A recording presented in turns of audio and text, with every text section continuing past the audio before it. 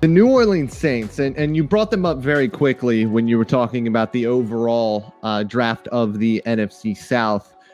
Was there anything particular from this group that you didn't like? It's tough to say I didn't like it, but, when everyone thinks that the Saints are going right, they go left. I mean, last year, everyone thinks Jordan Love is going to be their pick. Jordan Love is the perfect fit there.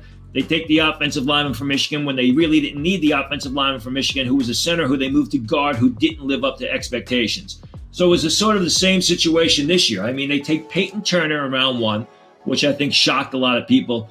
I'd been reporting on Pro Football Network in the days up to the draft that Turner was moving up draft boards. He was getting first-round consideration. I thought if there was a team that was going to pull the trigger on him in round 1, it would have been the last team from the NFC South that we haven't covered, the Tampa Bay Bucks. The Saints beat them to it, as they usually do.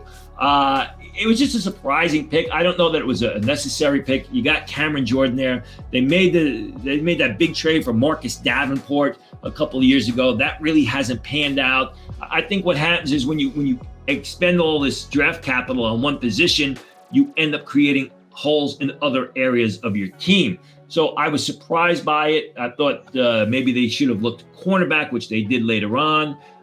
Maybe receiver, because there were a couple of good receivers. I like Payton Turner.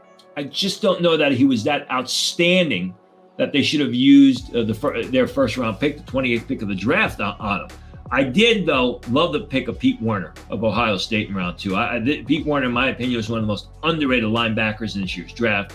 He's a 3-down guy. He's not a flashy guy. He can blitz the quarterback, but he's not going to make a lot of highlight reel type of plays where he's knocking the quarterback out. But he's outstanding in coverage. He's outstanding in space. Saints fans, go back and watch the 2019 game against Penn State, where he was matched up against Pat Freiermuth and did just a terrific job.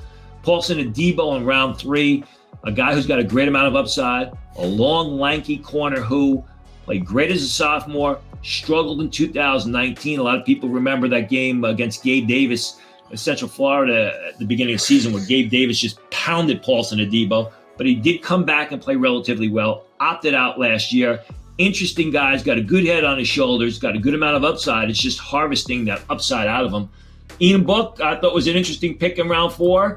I mean, he is the type of quarterback that Sean Payton is going to like and is going to use. I just don't know that he's going to get much playing time with what they have on the depth chart. I mean, I think that Iyun Book is actually a better passer than Taysom Hill. Doesn't have as strong an arm, but he's a better passer in the short and intermediate passing game. He's also nimble on his feet like Taysom Hill.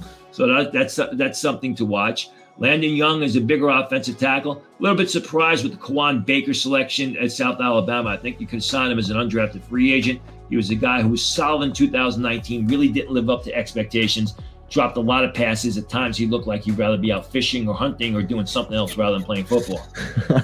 And speaking of their UDFAs, are there any names that really, call out to you from this group? I think in a lot of ways the Saints probably did a better job signing their UDFAs than they did in the draft.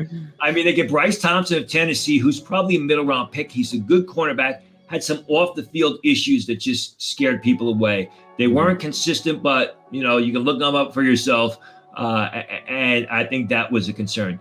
Dylan Soner was a nice selection as a potential third tight end, although, again, they've got a lot of good tight ends. Soner's a guy who's a terrific blocker, solid pass catcher, not a downfield threat, but a number 3 tight end.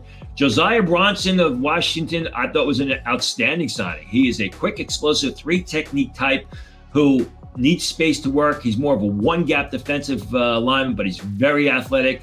Trill Williams of Syracuse, I think a lot of people were surprised that he fell out of the draft. There were some scouts that were giving him 3rd-round grades. He's got size. He's got decent speed. He just needs to complete his game.